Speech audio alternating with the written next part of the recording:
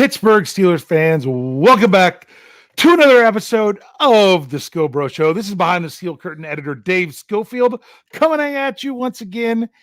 It's Tuesday. It's just after 9 o'clock. Where else you going to be? I'm here with me, having a good time, as always, with my big brother, Rich. Rich, how are you tonight? Oh, I'm okay. It's just been a while since I've been able to breathe. Tell me about it. Yep.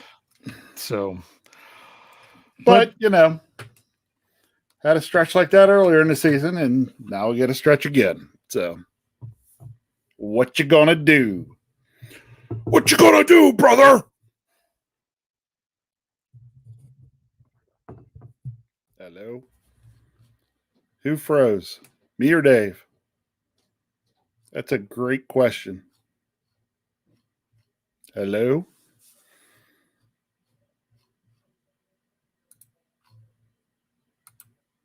Uh-oh.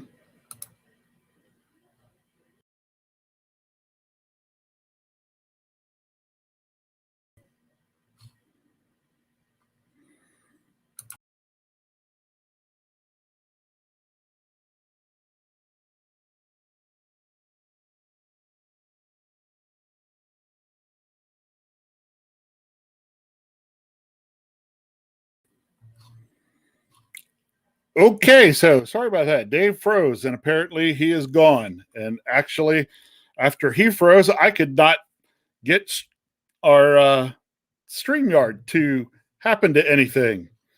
So I had to refresh and come back in. I hope everybody can hear me now. Let's see. Somebody out there, let me know if we're rolling or not. I see Kathy and George and folks like that I see out there all the time. Hey, are we back in? I think so. I think Dave's coming back. Hey, look, wow, that was weird. Not only did you, I'm guessing you froze. Uh-huh. Okay, but not only did you freeze, I think it was a StreamYard problem or something. Oh, I don't know. How did it go? Well, I was gone for like a minute and a half. I couldn't get anything to work, and I didn't even know if I was there or not. I saw you on my screen on my phone. I didn't have the volume up to see if I heard you, so I hoped you still kept talking. Actually, for a second, there was nobody here. Oh, because I couldn't I couldn't click on anything on the screen. Anything happened, so I didn't know if I was live or not. So I refresh. Well, here we go. Right back in. So we're here. We're back. That was there you go. Steeler Chick 46 says Big Bro rocked it. I was like, and where's it? Where am I? Yeah. What? The best part is you had that typical dorky Dave expression on your face as you froze. So, I wasn't sure if you were doing that on purpose or not. Well, what it was I have two internet channels and I wasn't on the right one. And usually it switches transitions fine. But when it tried to connect the other one, which is the automatic one, and there was a problem and I had to re-enter my password and then it wouldn't connect. And so I had other internet issues, but we are back and we are ready to go. You know what we did?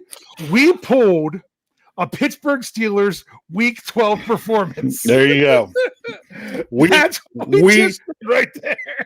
We sucked. Yeah. The whole beginning of that show, it was our tribute to the Steelers Week 12 performance. We totally botched it. It was terrible all around, except that, you tried to cover for my inadequacies and we just couldn't do it. Hey, we already got a $5 super chat. I know. Okay. Go for it. Here we go. Sean Manhand says, we finally signed a defensive tackle to help our line depth. Montravius, I don't think that's spelled quite right because I've had to type it several times. Adams, he typed it how it sounds, but unfortunately, it's not spelled how it sounds. Yeah, I saw that. Travis Adams off the Saints practice squad, 304 pounds, 6'3". Did I have 6'3"? I can't remember. Jeff and I, a lot of times when we get these breaking news articles, if you check out behindthestillcurtain.com, your one-stop shop for all things Pittsburgh Steelers. If you check those articles, a lot of times they'll have his name or my name, but most of the time we're both working on them. It's whoever started it first.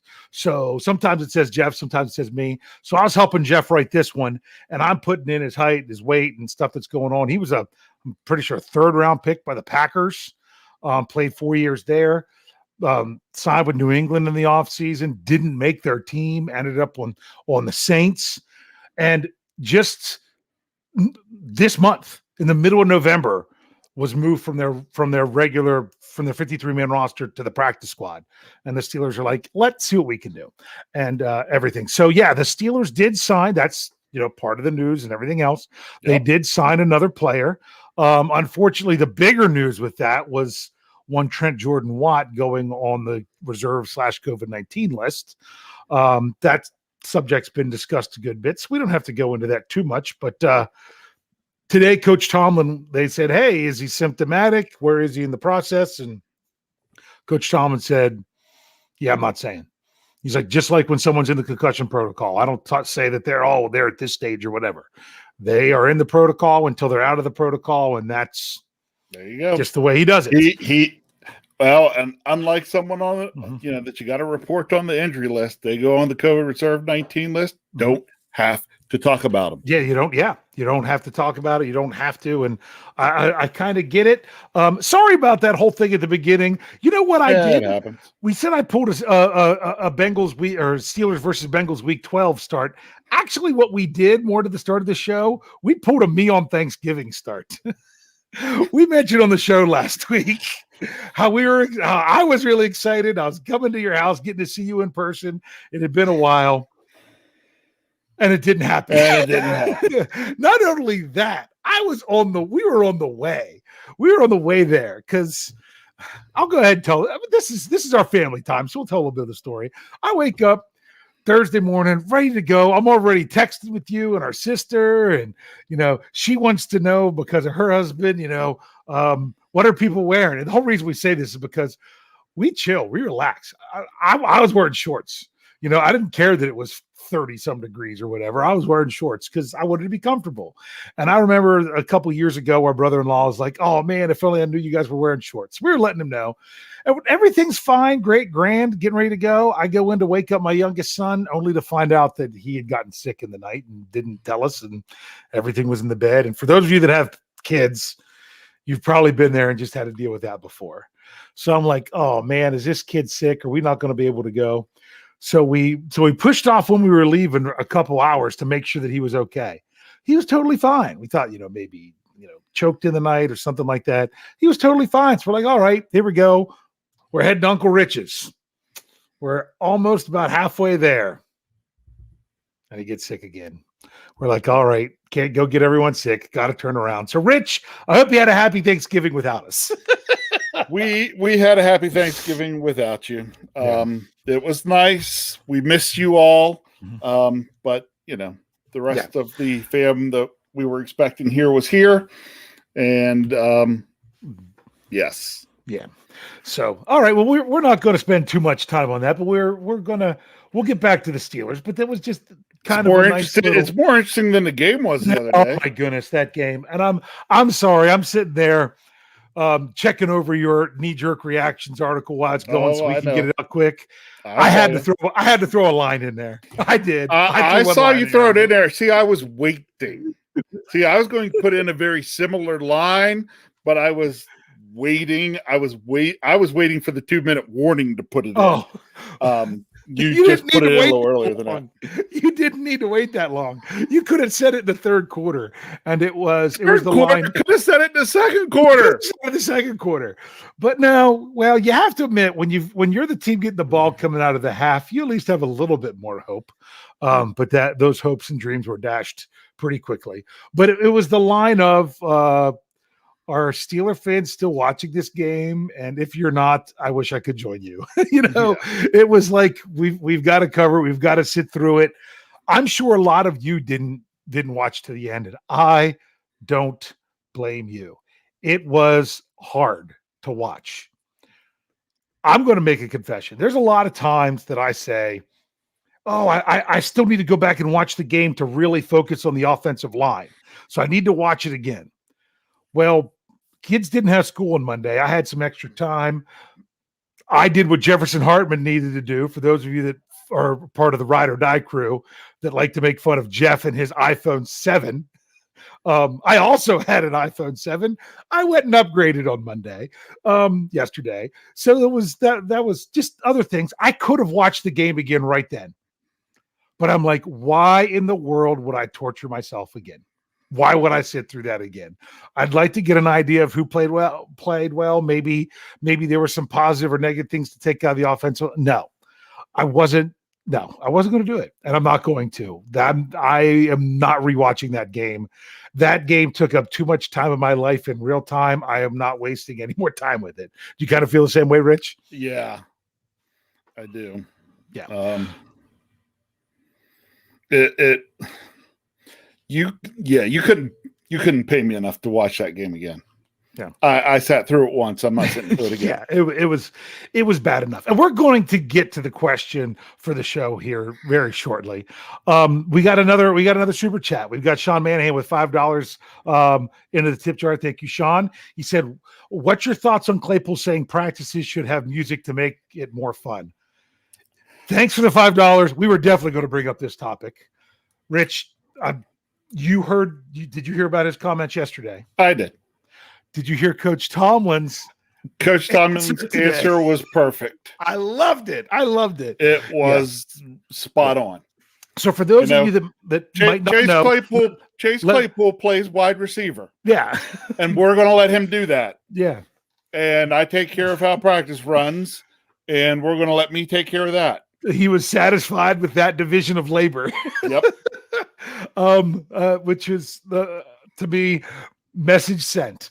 But for those of you, just to set it up a little bit, if you weren't sure, Chase Claypool, granted, he was asked a question as he was one of the players made available to the media on Monday. He was asked a question and he answered it honestly. My thing is, I wouldn't have answered it honestly. Through. I don't think he came into that press conference knowing he was going to say that. Probably wasn't happy that he said it, and wouldn't be shocked if Chase Claypool's not going to be one of the available players to talk to for a little while. But when he was asked if there's anything they could do different for practice, his answer was maybe play some music and make it a little more fun. So how do you feel about the players after a performance like that, where the team seemed to have no heart, no drive, for someone to say that the answer is they need to have more fun? What are your thoughts? I'd be more apt to listen to that guy if he wouldn't have gotten a 15-yard stupid penalty and then followed it up by dropping the very next pass on the very next play. Was that the one that he bobbled 4 times? Was that the next one? Or I don't remember. Well, I just remember it's on the left sidelines. He was coming back, and bobbled it and didn't catch it. And it's like you want to talk about not having fun at practice, but just those 2 plays together in the game made you look horrible. Why don't we fix that first? Then we can talk about having fun at practice. Yeah. Yeah. Look, I have days where I go to my job and have fun, but not every day. Not every day is fun.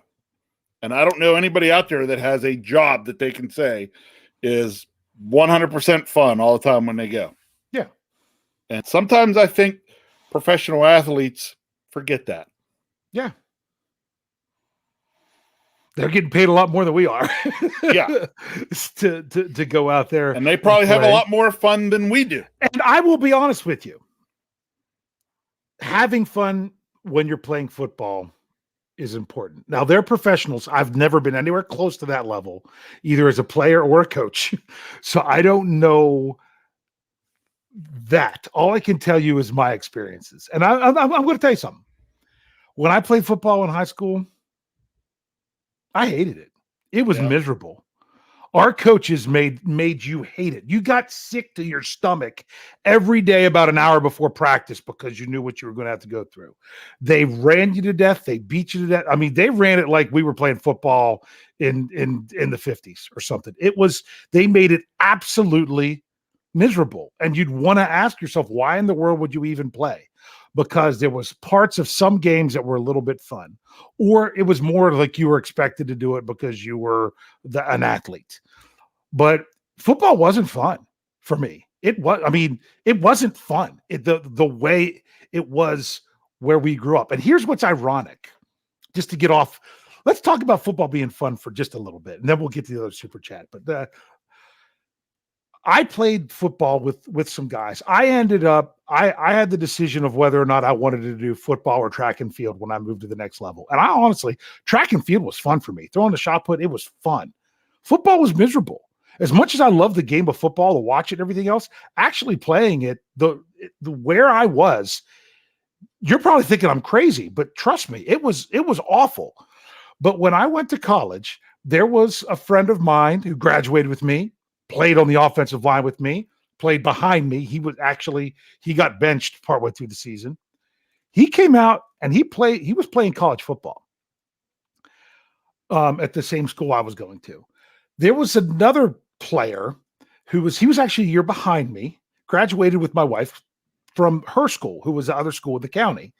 My senior year, they were runner-up in the state. They lost in the state championship game. They had this fantastic football team. If only I knew the difference between these two programs, because those two players went to play college football. The one who played with me said, Dave, forget your track. You need to come out and play football right now. I'm like, why? What's going on? He's like, I've never had so much fun. This is the easiest football I've ever experienced in my life. Practices are easy. It's so much fun. You would love it. The player that was from the team the other end of the county quit after 3 practices because they were too hard. So that just goes to show me that maybe my experience with football wasn't the same as everyone else, but it was kind of miserable. So maybe I shouldn't have gone off on that. But as a coach, I made sure when I was coaching that even though there was times that you had to be conditioned, you had to get the work in, you had to hit each other, which they're not allowed to do in the NFL during practices during the season for the most part. But if there wasn't some part of it that was fun, that the players could look forward to every day, then it wasn't worth everything else. So sorry, I just went off on my little story there. Anything you want to say about that, Rich? No, other than what I always say when you talk about that story, which is if we took my drive and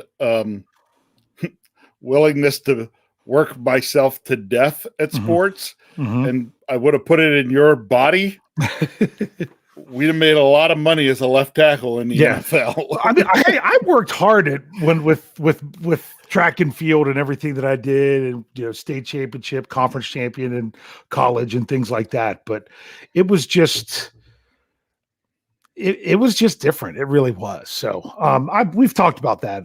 Get to your super chat. Let's get to this. We got 2 of them now. Steel Dog 88, $5 of the tip jar, says, even with the lack of depth, quality, have to give players like Tuska at least trying some credit. Okay, he didn't say some. He said give Tuska credit. Tuska, according to Pro Football Focus, was one of the higher graded players on the defense. He was only behind Minkah Fitzpatrick. He was out there playing hard. So I think that's a good point. Some of these guys, too. I mean, he wasn't even in training camp for the Steelers. If you would have told me in mid-August that, well, I don't know who's going to start opposite Alex Highsmith on Sunday. Is it going to be Taco Charlton or Derek Tuska? I'd think you're crazy. Yeah. Like, who? I mean, at least know who Taco Charlton was because he went ahead of TJ Watt. But that's a really good point that, things like that aren't going well. Those guys are out there. Some of them are really out there playing hard. Sean Manahan gives us another $5, and he says, I want to see our defense go out Sunday and just have the mentality of we're going to hit everyone, even if it gets a flag, so be it. # Steel Curtain. So what do you think of that? Hey, I'd say, I in some ways I agree with that. I think the defense has been soft. Yeah. And when I say soft, I mean just, they're not hitting people. They're not imposing their will on people. They're just sitting back and hoping, a lot of them look like they're playing hoping not to mess up. And you know what happens when you play not to mess up, right? Then you're going to mess up. You mess up. It's kind of like when you play not to lose. Mm-hmm. What do? You typically lose. You lose. Yeah. That's why you play to win the game. So, which was interesting because I wanted to see if I could find the exact quote from Coach Tomlin, where it was. Now I can't even remember what it was we were just talking about. What was the super chat again? About go out and hit somebody. Thank you. That he was. I loved his response to a question that he had. I'm just trying to find the question. I really should. He was asked the question about this is a classic physical matchup. This is all about physicality in the past. What are you still that physical team? And his answer was, we'll see on Sunday. There, I got it right here. He says, we'll see on Sunday, won't we? Like I mentioned earlier, it's put up and shut up time. Talking doesn't get it done. I can quell you and that question with an answer, but it's not real. What we do in the stadium on Sunday is what's real. And so we're not seeking comfort. We're not trying to quell the masses, if you will. We stunk it up, and we're going to wallow in our stench for a while and wait for our next opportunity to play football. That was Coach Tomlin's answer. Well, he's basically saying, what more can you say? It was bad. Yeah. We consider continue to talk about how bad it was, or we can try to get ready to go play. Are we the physical team? We weren't last week. No way. We were terrible. The only chance we could do is, luckily we get a chance to do it again next week, but you can't just, and he said it at the beginning of it. He's like, we can't keep doing the same things and expect different results. We've got to change some stuff up. So we'll see. I don't expect big changes, but I expect little changes. And I respect them for trying something different. They started off putting Cam Hayward at nose. That was unexpected, wouldn't you say? I bet. Yeah. And I think I said on the post-game show, I think the philosophy might have been it's harder to run away from him when he's right in the middle. Yep. Unfortunately, it didn't really work. So, we got another one, another $5 from Steel Dog Eddie. He says, one more thing I noticed, Steelers never had an answer for replacing Hilton and missing slot corner blitz from the defense. Here's what I'm going to say about that before I turn it over to you. It's not that they're missing Hilton. It's not that they haven't gotten some decent play in their sub-package football. It's if you expected the Steelers to do exactly what they did with Mike Hilton with somebody else. Yep. There's no way they could do that. That's 100% correct. So if what you want out of your slot corner is for him to be a great blitzer, then they've let you down. Mike Hilton was a liability in coverage. Did they improve that at all? Sometimes they have, sometimes they haven't. What do you think? Other than I think, at least on one play, Mike Hilton looked pretty good in coverage the other day. Boom. Oh, yeah. Well, was it that great of a play by Hilton, or was it? No, it wasn't. It was that was float that ball out there. I mean, gee whiz. You could have picked that one off trying to play corner. Yeah, that was that was tough. So I want to kind of get into setting up our question for the show. And I picked this question with Brian Anthony Davis of, are the Steelers as bad as they played on Sunday? And the reason I picked this is because this, if ever there was a question in need of a Dave answer, it's this one. So what's a Dave answer? My brother, what would you say? What would your definition of a Dave answer be when it comes to a question? Because we like to say, oh, well, that's a Dave answer. What is a Dave answer? Because I actually have an idea of what I'm going to say. A Dave answer actually answers, he gives two answers that are contradicting one on either side of the argument. That's close. That's close. It's what you do. No. My definition of a Dave answer is you take the question that is very broad and you re-ask it in in a much more narrow way to where you can answer opposite answers by asking two new questions of where you can give opposite answers. So I think we almost kind of said the same thing, but I was probably a little bit nicer with it. So you were. You fluffed it up to try to make it not, make yourself sound better. I mean, that was the Dave explanation. Dave that was a right great there. Dave explanation for what a Dave answer is. But the thing is, you're kind of answering both answers depending. So, yep. Rich, I'm going to ask now. I'm asking you the question. Yeah. Are the Steelers as bad as they played on Sunday? No, the Steelers are bad. Okay. Mm-hmm. The Steelers are bad. They are not a. They are a. What I want to say, borderline. They're not a great football team, and they're borderline if they're even a good football team. Mm-hmm. So I would probably even put them, at least after the past 3 games, put them a little lower than that. I'd say right now they're a bad team, but the way they played on Sunday, they were a bad team. They were. Mm-hmm. I mean, that was the kind of game you see out of a team that goes 16, 17, 18, loses 23 straight over 2 seasons, like that. I mean, that's what that game was on Sunday, because I even think I put it in my knee jerk was let's see. The offense really sucks and the defense is even worse. Yeah. You didn't say that. Yeah. That's a good one. Yeah. And that's what we saw Sunday. The Steelers are a good enough team to, win some football games. And, every once in a while they even sneak one in on a pretty good team. Like they opened up the season beating the Buffalo Bills, who some people have making it all the way to the Super Bowl. Yeah.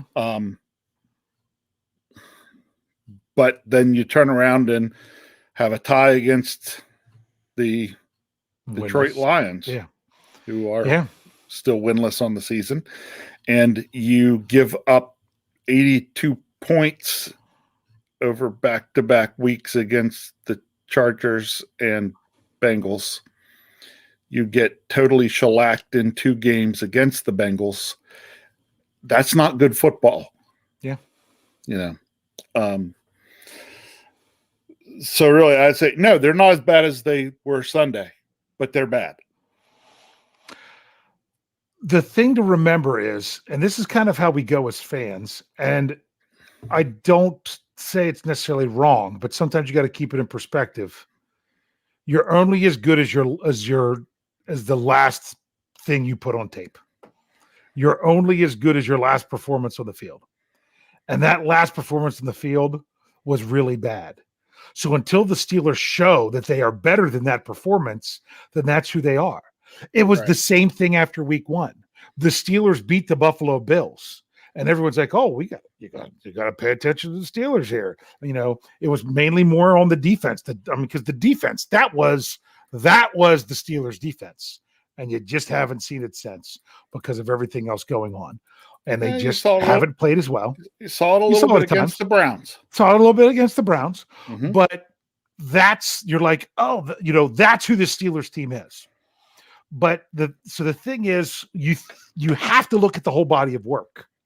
But you also have to look at the most recent data to really figure out who this team is.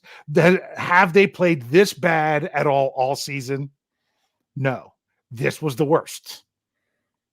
But they're going to get another opportunity to show if they could play better or if they could say, that was the worst. Here. Hold my adult beverage. There you go. You know what I mean? Yep. There's the potential for that. You really have the potential to go either way. And that's the thing. That's why they play the games every week. Because I'm going to tell you right now, before you get into it, I don't think the Baltimore Ravens are that good of a football team. Their record is good. They've really won some fluky games. They've managed to pull things out. I don't think they're that good. They are extremely dependent on Lamar Jackson. Still can't believe they won the game. They won the game when he was out. It was they shouldn't have, but they did. If you take him away, they're in trouble. But you kind of almost are finding like the Steelers defense. If you take TJ Watt away, you're in trouble. You know what I'm saying? So I don't think that the Ravens are that great of a team, but neither are the Steelers. And right now the Ravens are better than them. That's kind of what we're looking at right now. We are going to take this. We're going to roll into the second half. We've got several other things to talk about. We're going to talk about some of the criticism of some past Steelers. We're going to talk about going to mention the whole concept of rebuild that some people are wanting to talk about. And then, of course, we'll do our scores in the second half. So if you're with us on the audio side, we promise we won't disappear like we did at the beginning of the show. So go ahead and flip on over to part 2. And if you're here with us on YouTube or Facebook don't Live. Make promises you don't know if you can. I have confidence. Okay. If you're with us here on YouTube or Facebook Live, give us a few seconds. We'll be right back.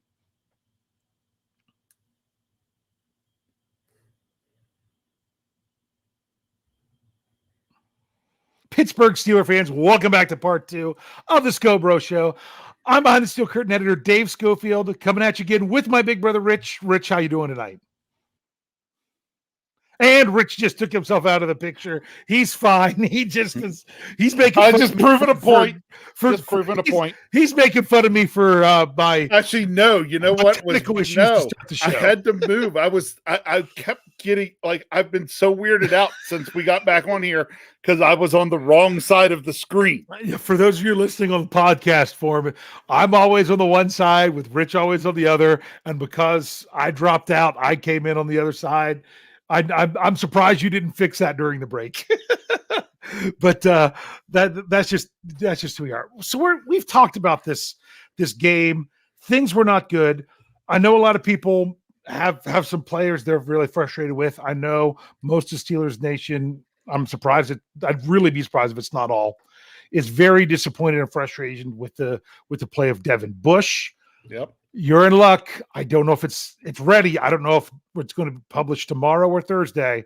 That's this week's Vertex. Devin Bush specifically in run defense with Jeffrey Benedict and I breaking down stats and film on that one. So if you want to know more about that, make sure you're checking out BehindTheSteelCurtain.com, your one-stop shop for all things Pittsburgh Steelers. Some interesting comments by some former Steelers. I know Rocky Blyer said some things again, but he said some stuff last year. I took more into what was said. Did you listen to what was said on?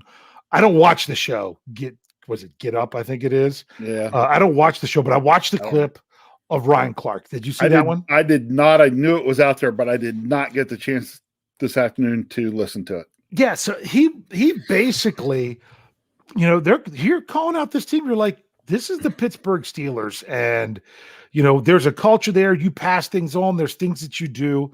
And he's basically saying they're not living up to it. He's saying they're not living up to it. I do have a little bit of a theory on that. I do too. And that's a question this was the question. I wonder if we have the same theory. I wonder if I actually, right before the show, I sent this to Jeff Hartman I just thought about this. He's like, that's a good point. I'm like, I want to ask you. Good. You asked me because I'll tell you then. If it's the same as me, then I'm going to tell you when I started thinking about this. Okay, because this is great. And for all I know, someone could have mentioned on one of our other podcasts since Sunday. I got behind on our podcast. I still got to catch up on them. But we'll see. The Steelers fell off the map at the end of the year last year after a great start. The Steelers are hitting a stretch right almost around the same part of the season where they really had a rough game against Cincinnati. Don't know how they're going to turn around from that, or if we're just going to see a finish like we did last year. They're questioning, the understanding the Steelers' way, things of that. And that kind of came into question last year too. The thing missing for the Pittsburgh Steelers for the last 2 years. You're going to say it. Is being in Latrobe for training camp. Oh, no, you're not saying the same thing. That's what I'm saying. I want to know this. Although what you're saying will connect to mine. Yeah. What you're saying will connect to mine. Yeah. So my point is, when the Steelers go to training camp at Latrobe, They are immersed. Now, I know there's like the AB thing where he had his own house or whatever. I don't know if Ben Roethlisberger really stayed in the dorm or not. But basically, you're 24/7 with the team. That's your team in a whole different setting. You're away from your family. You're with them all that time. And you're basically being ingrained into what it is to be. This is being the Pittsburgh Steelers. Do you think that might have some effect on some of the things that like Ryan Clark brought up, or even with the whole Chase Claypool and the music thing? He's never been to Latrobe. He hasn't been immersed in that 24/7 Steelers culture. He's always got to go home every day. Yeah. Do you think that's might, I'm not making an excuse, but do you think the reason that the Steelers mentality that some people think might be breaking, do you think that it's because it wasn't established enough because they weren't at training camp in Latrobe? Do you think it's a possibility? I'm taking it one step further. Yeah. Okay. Okay. Some of it is because of COVID. Okay. Mm-hmm. Because what COVID has changed is this. Where are all the former Steelers? They're not getting to come in and hang out around the complex. Talk to those younger guys. That's a good point. Check in with the team up at training camp. Yeah. And those guys would come in and come around and talk and let those young guys pick their brains and implore on those young guys what it means to be a Pittsburgh Steeler. Yeah. That hasn't happened for 2 years. Yeah. You're right.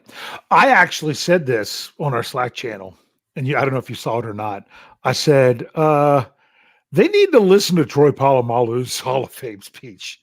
They should either have, they should have it. If you want to play music, put that to music, do that. Sit down and watch it so many times a day. Have Troy himself come in and say those words when he talked about what it meant to be a Pittsburgh Steeler. I think we both had the same idea, but we both went at it from two different ways that I think completely fit. And I'm there. It's like, yes, the coaches do a lot of that and they can, but there's only so much. It's kind of like listening to your teacher, or even listen, or a kid listening to your parent. You can only listen to your parents so much until you're just not really going to listen to them anymore and think, that's just my parent, and to say that, and then people are like, Coach Tomlin lost the locker room because that's what you're going to get everywhere. I mean, apparently there's a disaster going on in Chicago with their coach and things like that. My point is, with the Pittsburgh Steelers, you always had those guys that helped establish those former players, that training at, that setting at training camp that helped establish that. And they haven't had it for 2 years. Yep. It's a really good question. Okay. Here, like Sean Manahan said, with another $5 in the tip jar. Thank you, Sean. He says Hines Ward needs to have a little chat with the receiver corps. I don't think it all got passed down. I think it kind of got broken a little bit with AB. I think, who was it? I think Jeffrey Benedict might have brought that up. Yeah, he did. Passing things down, that's the Steeler way. And I think that might have got lost with a couple, things there. And people talk about, you had that talent for so long and it was wasted. But that talent didn't really ever really buy into to the Steeler way. So it's kind of hard to do that. And there's just something, it doesn't seem like it's the same Pittsburgh Steelers right now, does it? No, it's not. But the other thing is this, Dave, in terms of us talking about where the Steelers are and things like that. You can remember you had lots of questions for me on different positions and position groups and, going up to the preseason and how I felt about things going into the season. And remember, I told you some of those was like, well, this is what I see, but we're not going to get a real answer on that till later. Mm-hmm. Well, we're That's starting a good Dave answer. right? Yeah. We're starting to get some of those answers. Yeah. We're starting to see what's a work in progress, what's bad, what's good,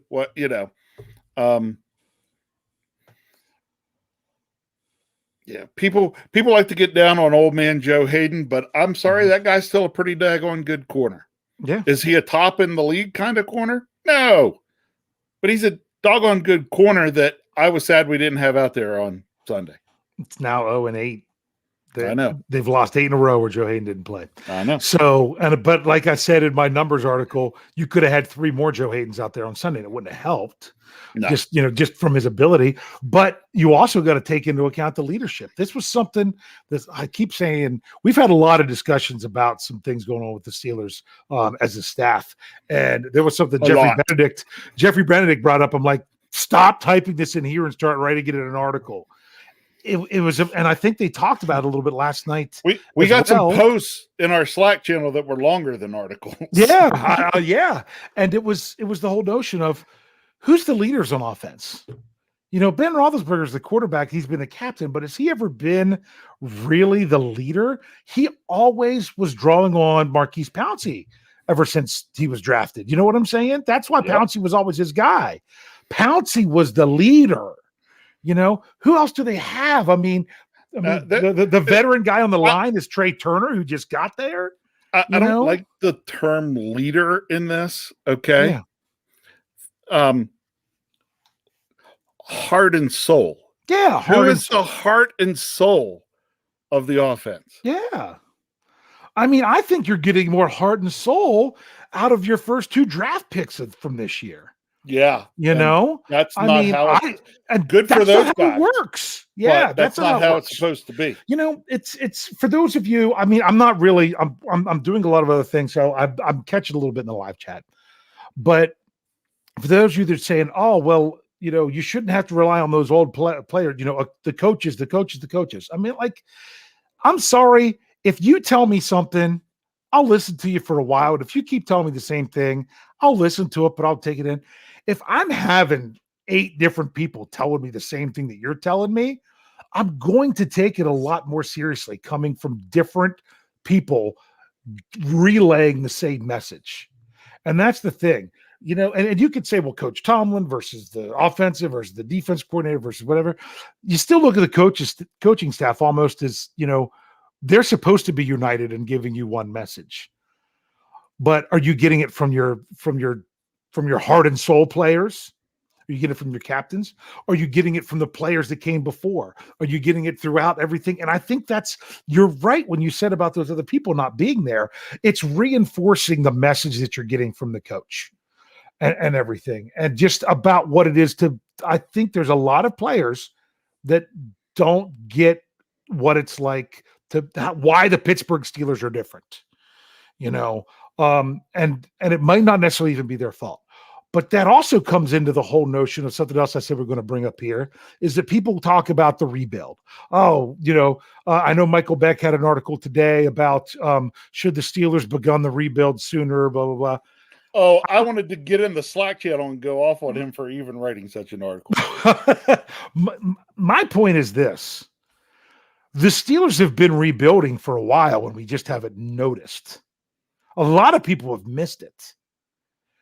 I brought up the fact that when the Steelers played the Detroit Lions, their offense had 0 players who played in the 2017 playoff game against the Jaguars. No players on offense. Mm-hmm. None, because Ben Roethlisberger was out and Juju was knocked out for the season. And that was Juju's rookie season. You know what I'm saying? Yep. That's the turnover this team has. When people hear rebuild, they instantly think quarterback. But it's not just about the quarterback. And we kind of talked about this a little bit in the post-game show about people like, is Ben done? People want to call him done or not done. You could call him what you want. or whatever you want to say. Bottom line is he's the best guy for them right now, simply because they have so many other problems. Do you really want to try to assess what Dwayne Haskins can do if he's playing with that offensive line right now?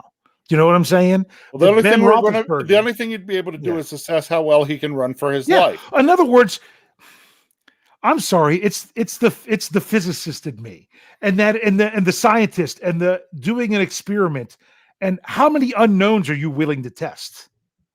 If you're having to do lots of changes on your offense, did you really want to add another unknown at quarterback?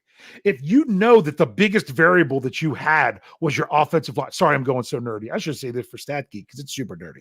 If you knew your biggest variable was your offensive line, do you want to throw in another variable of the quarterback? Any person doing basic high school science knows that you don't test two variables at the same time, because then you can't determine what's actually producing your results. That's why you only change one variable. So yes, it would have been nice to change everything, but if you have for all you know, you could have had another Johnny Unitas on the team that you trade away only because you thought you couldn't see much from him, because it was the other variables that were actually not allowing them to succeed. You don't want to have a quarterback in there. So with Ben Roethlisberger, he was going to cost a ton of money to play this year anyway. And people are like, oh, like the 19 million was counting this year no matter what. If you're thinking about it, Ben Roethlisberger's by actually playing is only added, what is it, $4.5 million to the salary cap this year. If you'd have moved on from Ben and like, oh, take the money to use it somewhere else, it was only $4.5 million. Yep. That's it.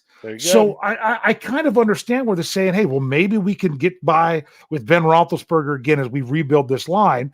Try to get the line built up. That way, when the next quarterback comes in, we're not asking ourselves, is the quarterback struggling or is the line struggling? Sorry, I went off for a little bit. What else do you want to say there? You're right on there. Yeah. So, I was just talking about, we had a lot of variables coming into this season. Tons. Some of them were getting answers on, and some I still have questions about even after 11 games. Mm-hmm. We'll see. Yeah. So people might not realize it, but the Steelers I don't know if rebuild's the word. They've revamped this team, and from what it was 4 years ago. I mean, the only defensive players from that 2017 game was Joe Hayden playing his first playoff game, TJ Watt a rookie, and Cam Hayward. Those were the only ones that were on the 2017 playoff game, played in that playoff game, that played for the Steelers against. I was using the Detroit Lions game as reference. So that's what's happened.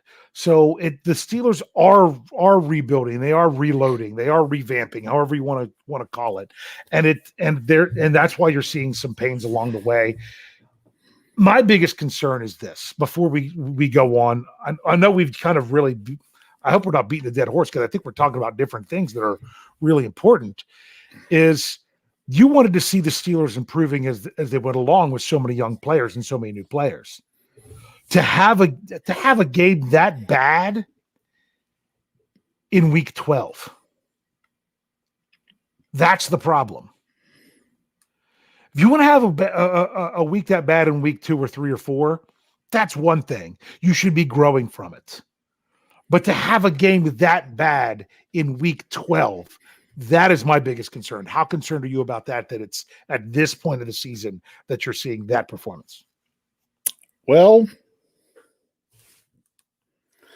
minus the fact that we're playing a lot of rookies, it's going to be interesting actually to see how they do in the next several games. Yeah. Because basically, as a college player, their season will be done. Mm-hmm. They'd be done. They've played the number of games they're used to playing.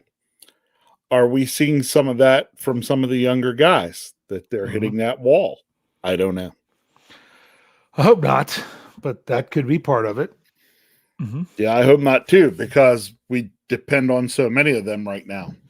Exactly. And All I can say is, guess what? If we're 25 Eastern, you know where I'm going to be. Well, I'm not going to be at the stadium. Our brother-in-law is going to be there this week. Actually, I don't no. think he is. Our sister's going to be there this week. Yep. Okay. Scho sis, my big sis, your little sis. She's in between us. She'll be there. I'm pretty sure with her oldest child, our nephew. But I'll be in front of my television. I'm still going to be wearing the 97 jersey, even though they say you can't find many of them around Pittsburgh. I got one. Okay. I'll still be wearing the the reverse Bumblebee socks, because I have black with yellow stripes rather than the other way around. It's what I'm going to do. And I'm going to hope that they maybe fix something during the week. Do I have a lot of confidence in it? I'm very leery. I really am. I think I made a good point on the preview last week when, Brian Anthony Davis says he had no doubt that they were going to beat the Bengals. I'm like, I have doubts. There's plenty to doubt with this team. There's plenty to doubt with this team, because you never know which team is going to show up to play. And then I put it out there. I expected the best from the Steelers last week, coming back to AFC North football. Like, if you can't get up for that game after you lost them earlier this season, going on the road, and they already showed that they did well on the road against the Browns, possibly Ben's last game in Ohio, blah, blah, blah. And that's what we saw. So Just me wants to know if our sister would freak out if she comes up and says hi, because I think she's going to the game. So. Go do it. Go do it. Go do it. 122 row Q.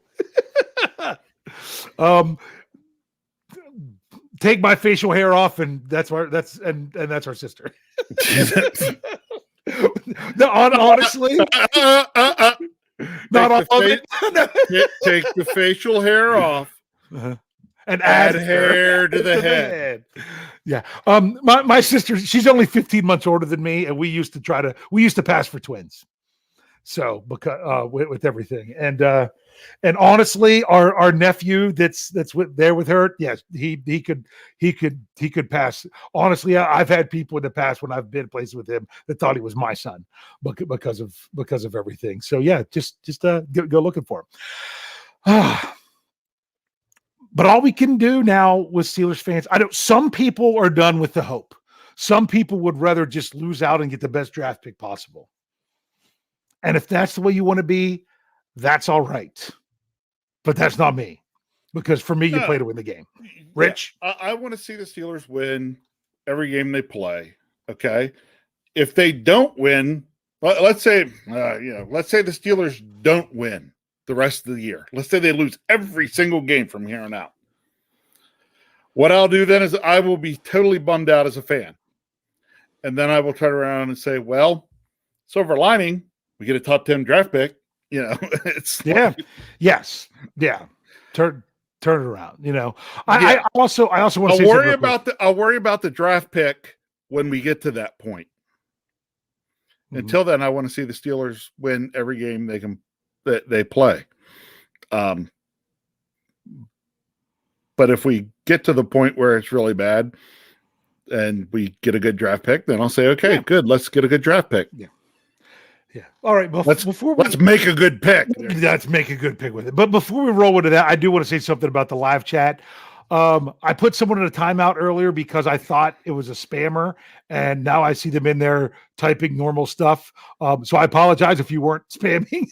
We get that at times when we see stuff in there that we have to get out of there quick. And I might have actually done that. So I don't know that you said anything terrible. I honestly thought you were spam. So I apologize. You're fired. I'm fired. See, that's what I get for looking at the live chat. But that's, we've had some pretty bad spam in there in the past that we got to worry about. So, Rich, I hate to even ask, but you're going to have to give a score. Yeah. And everyone, and you don't have to hold yourself to it. Right. I can possibly change it for the staff article. The staff article, because, is there the possibility that TJ Watt could get through the protocol and play on Sunday? There is. but he would have had to. He'd have to been asymptomatic the whole time. Yep. If he has any symptoms, I don't think he can get through. The chances are small. I'm not holding out hope for it. It would just be a delightful surprise. So I'm pretty sure the Steelers are banking on him not being available. Although it was odd that when other people went on the COVID list on Monday, Coach Tomlin in the press conference talked about them not being available that week, and he didn't say that about TJ, which is interesting, but I shouldn't read into it too much. But he also wasn't himself this past week. Both games where he's come back after missing a game, he has had rough games.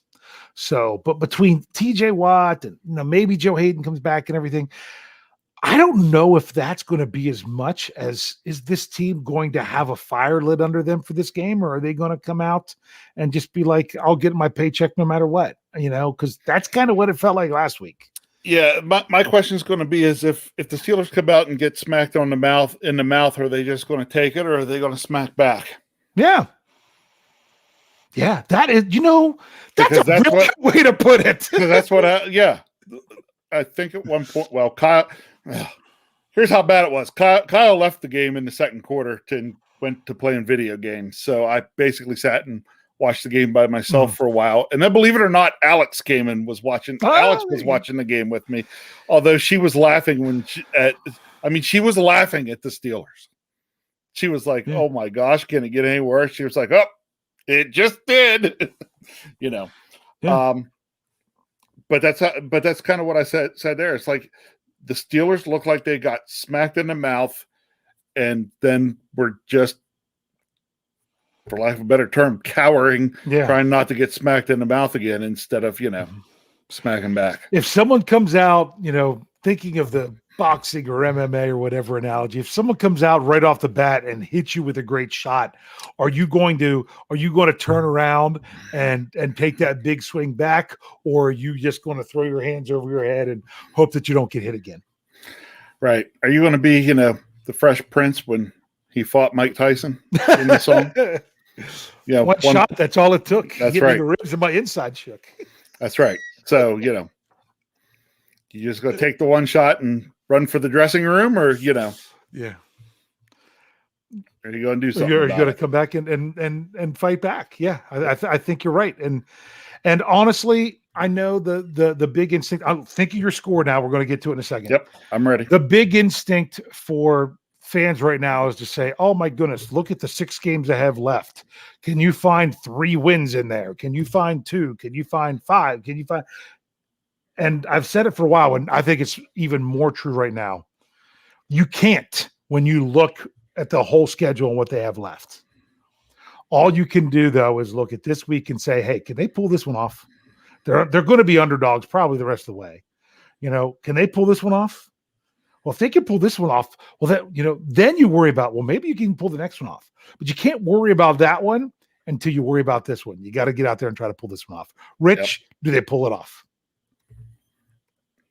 No, they do not. Okay.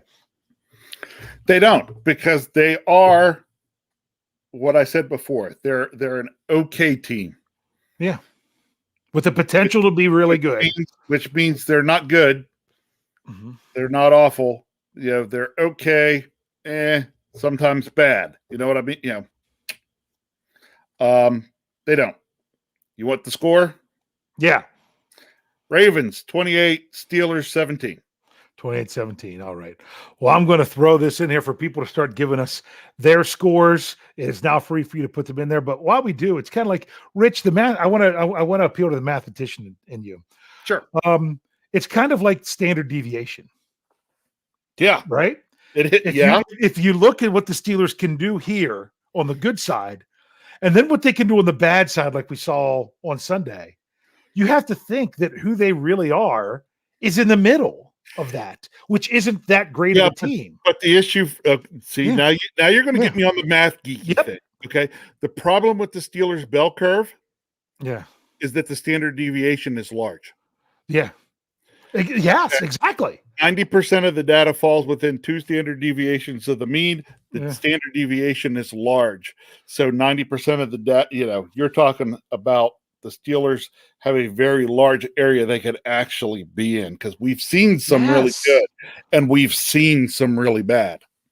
And if you say who they are in the middle, that's really just an okay team, because we've seen it, because of where we've seen it. So I'm going to get to the scores. Yeah, you should have had you on Stat Geek. I hear you. Yeah. All right, so here we go. Right off the bat, Brian Brown was ready. He says 34-16 Steelers. Wrong week to play in Pittsburgh. That is one thing you got to remember. They've got to come. They are getting back to Heinz Field. Okay. Sean Manahan says, picking with the heart, Steelers 19, Ratbirds 16. Steel Dog 88 says Steelers 17-16. Defense gets 2 takeaways. Wow. You know what, though? Defense only gets 2 takeaways. Baltimore's improved and cut their turnovers in half. Yeah. I'm sorry. Yeah, that's Wang Arms is like, we did such a great defensive effort. You do realize that the Browns' last game, we held them to 10. They scored 13 on Detroit and 10 on Pittsburgh, and then had a bye in between there. That's been their last games. You haven't done anything that amazing to what the Browns have been doing otherwise, other than you kept giving them the ball, and they still proved that Baker Mayfield sucks. Sorry. So yeah, I already said that. You got me. Come on. Area. Steelers chick 46. Going with my heart. Steelers 24, Ravens 21. Brad Jewett says 24-21 Pittsburgh. Claypool had AirPods in practice all week, so he can listen to his own music. Yeah. Super Steelers says Ravens 31, Steelers 13. That wouldn't shock me either. There's no, unless it's a score that really you don't see the NFL, like 62, you know what I'm saying? Nothing would really surprise me here, because like you say, that standard deviation is just so large. Okay, a lifelong fan 07, 20-17 Steelers. Okay. George OTJ says, I haven't predicted an L in a long time, but after last week, Ravens 30, Steelers 18. Okay. George Teston says 41-20 Ratbirds. He's going 41 again. 41 again. He's going 41. I gotta say. Okay. Get BMK. He's got a score there. I was trying to read the whole thing first. He says, I haven't seen fight all year. Honestly, I still think we saw with him probably the best fight, and they still couldn't even keep it up for the whole game. They looked good in the first half against Denver, and you never felt that game was in doubt. And then they almost let it slide away. Okay. He says, from leaving Ben on the ground to being called out as quitting until proven otherwise, 24-10 Ravens. And I hope that's the case. Hope that it's close without the TJ. I understand what he's saying. If TJ Watt most likely isn't playing. Mark Tobin says 20-10 Ravens. Richard Adamson says 18-20, 18-12, Boz wins. So he's saying 6 Boz field goals to 4 Justin Tucker field goals. You know what'd be fantastic? You know what? I'm sorry. We'll keep going to.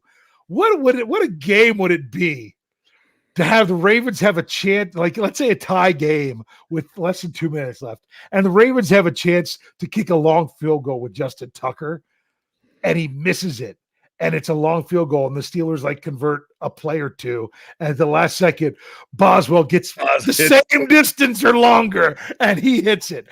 That would be the game of games for me, because that's one thing you have to say this year. Yeah, you missed an extra point in there. Chris Boswell has been a bright spot this year. Actually, yes, he has. Sometimes you just got to take look at the positives anywhere you can. Hey, at least they got a good kicker.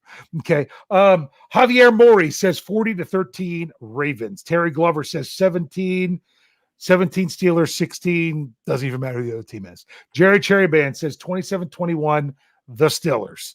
Okay. Tyler W is next. Yes, it is. Okay. Tyler W says Steelers 17, Ravens 19. No, 9. 9. That's a 9. I know. I started to read the next one already. That was the one I was saying to about to make sure everything was good. Because Ryan O'Toole says 34-17 Ravens. Steelers have to show improvement before I can pick them again. Giving up 80 points in 2 games is a dumpster fire. Yeah, and the thing is, only Get it? one of those was set up was a defensive score. Sometimes you do that. Okay, Steelers Pittsburgh says 6-3 Steelers. Maybe that's that scenario I talked There about. you go. Okay. Steelers Freak says 18-15 Steelers.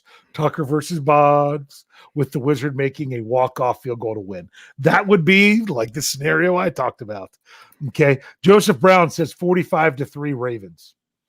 You know, what would be more shocking, 45-3 Ravens or 45-3 Steelers? Oh, more shocking would be 45-3 Steelers. Yes, it would absolutely be shocking. And I mean, there's been times where I thought the Steelers could blow out anyone if they just show up and do what they do. I don't feel that anymore right now. Okay. No One You Know is 28-13 Dirt Birds. Dirt Birds. I like that one. Sorry, that I saw the new Ghostbusters movie a couple weeks ago. It makes me think of the Dirt Farmer. Dennis C says 24-10 Harbag. I think I know what he meant by that. Yeah. Scott A. Stillwell says Pittsburgh 37-17. Big Ben has the game of his career. I don't know about game, or he's had a lot of good games in his career. How about the close, one that you could talk about, a game for the ages? That might be what it would take. Rajan 39 says 28-10 Ravens. Still looking. Did I get all these? Like I got BMKs earlier with the same score. Right. Did I get Clarence before? I don't know that I did. 17-14 Steelers in a defensive game. Kathy Forrid says 17-7 Steelers. Tyler Acunis says 27-13 Ravens, earning that higher draft pick. Like I said, if that's the way you feel, I'm not going to say anything about that. Now we got a super chat. $5 from Isaac Aguilera says Big Ben is the new Eli Manning. Ravens 42, Steelers 10. Okay. Meaning going out not in the right way, I think is what he means by being the new Eli Manning. There's one I think I just saw it's jumping on me. Mike DeFrancisco, 10-9 Steelers. Could you see this game playing out like the Steelers-Browns game, like the Ravens-Browns game? Yes. That it could be low scoring. Yeah. Low scoring. Yeah. I could see it being low scoring and within one score. Yeah. Could be. Yeah. That might not necessarily anticipating it. Not betting on that. Yeah. But I mean, it wouldn't shock me. I am to a point right now that that's why I asked the question about that. Was it 42-3 or whatever it was, or 45-3 or whatever the score? The only thing that would shock me right now is, do you remember that game? I'm pretty sure it was on Monday Night Football. It might have been Sunday night. I can't remember. It was 2000. It was at least 2007. I knew I was living in this house. It might have been 2000. I think it was 2007, where against the Ravens, and it was like 35-7 at halftime. Yeah, you remember that one? I do. I had our brother-in-law that we thought said might be going to get his brother, who was my college roommate.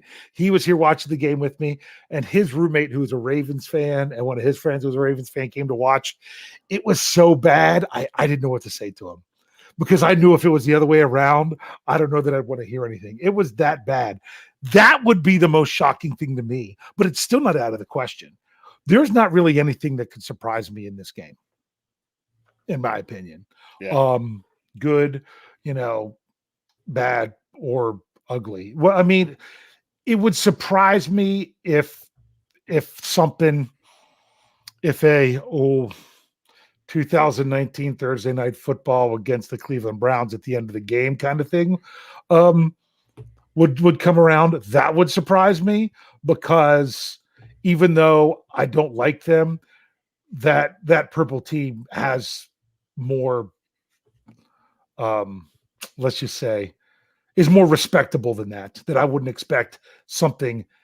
I wouldn't expect like a truly dirty game from either team. Correct. Or anything like that. With the Ravens, both teams don't like each other, but both teams respect how the other ones play. Yeah, exactly. So I don't. I mean, It's hate the player, don't hate the game. yeah. I mean, like Wang Harbs is still a Wang, Oh but at yeah, the same time, Wang's going to Wang. But at the same time, they're going to play physical. I don't know. For some reason, maybe in years past, I don't feel like it's a dirty team. Like you've gotten in other AFC North stuff in the past. That would be the most shocking thing for me, is to see a dirty game by either team. Other than that, I could see a close game. I could see a blowout. I could see anything. So with that, anything else you want to say here before we close out, or should I do the rundown first? run it down. All right. Make sure you're checking out behindthesteelcurtain.com. Make sure you're checking out all the podcasts. I will tell you this. We had a huge month. This is the last time we'll be on YouTube in the month of November. We had a huge November on our podcast side, like record breaking. Like we broke records in September. I'll have to go back and check the numbers. We came close to doubling to what was 2 months ago. And none of this is without you all. You all were the one. You're tuning in. You still want to be there. You've got your voice in the live chat. You're part of this family. Make sure you're checking out all the shows. We've got so many different shows that there should be something for any Steelers fan out there, that one thing might be your thing versus another. Check them out.